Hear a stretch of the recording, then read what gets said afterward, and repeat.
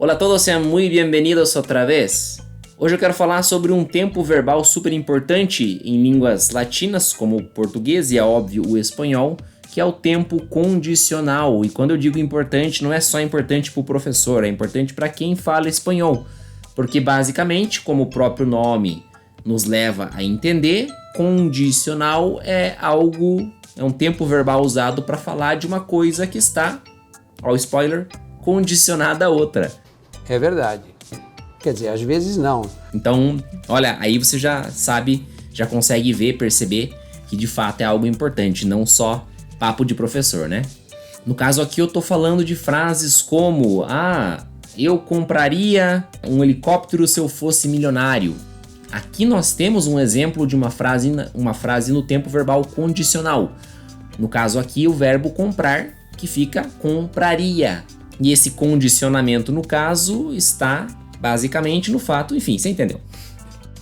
E uma boa notícia para nós brasileiros é que a forma condicional, digamos, as regras que são aplicadas, os padrões que são aplicados aos verbos para que eles mudem do presente ou infinitivo pro condicional, são bem parecidos, assim, super parecidos com os que nós temos em português. Quer um exemplo?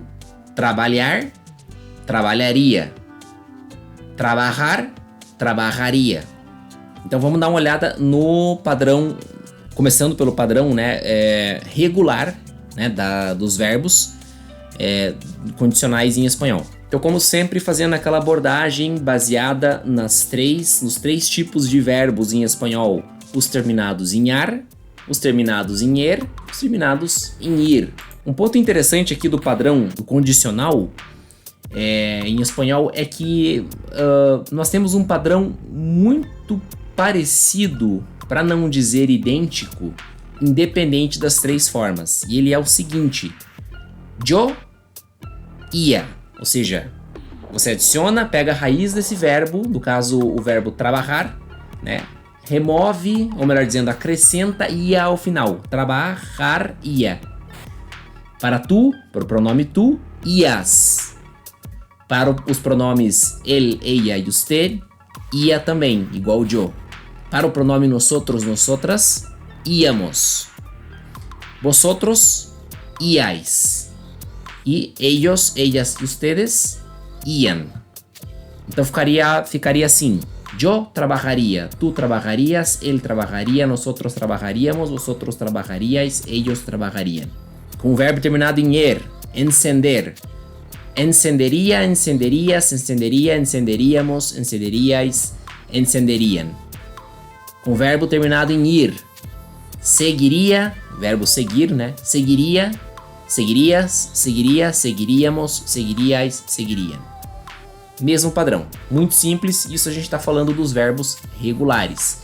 Agora vamos dar uma olhada nos verbos irregulares, porque, como o próprio nome já nos indica, a gente precisa ficar esperto e aprender os padrões ali, uma vez que eles não vão seguir essas regras que servem para a maioria dos verbos, mas para eles não. E um detalhe que eu sempre falo em todos os vídeos aqui, e não é mentira, óbvio, é que os verbos irregulares, eles são irregulares porque são mais usados, são verbos mais chave em idiomas, né? Isso acontece em português, acontece em francês, acontece em espanhol, até mesmo em inglês. Então, realmente é importante entender que os verbos irregulares são minoria, mas não podem ser de maneira nenhuma desprezados de alguma maneira na hora de estudar, beleza?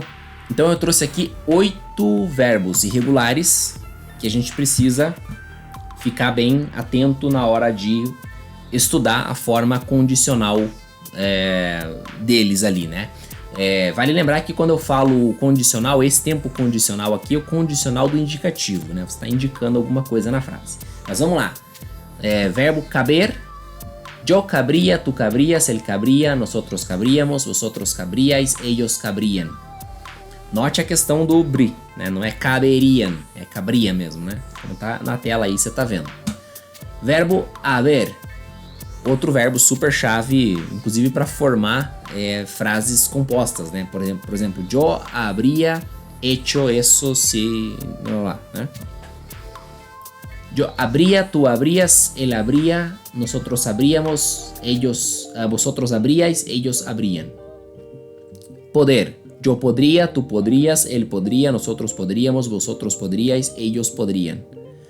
Querer. Yo querría, tú querrías, él querría, nosotros querríamos, vosotros querríais, ellos querrían. Saber. Yo sabría, tú sabrías, él sabría, nosotros sabríamos, vosotros sabríais, ellos sabrían. Poner. Olha como é bem irregular o poner. Yo pondría, tú pondrías, él pondría, nosotros pondríamos, vosotros pondríais, ellos pondrían. Verbo salir, também super irregular. Yo saldría, tú saldrías, él saldría, nosotros saldríamos, vosotros saldríais, ellos saldrían. Verbo tener. Yo tendría, tú tendrías, él tendría, nosotros tendríamos, vosotros tendríais, ellos tendrían.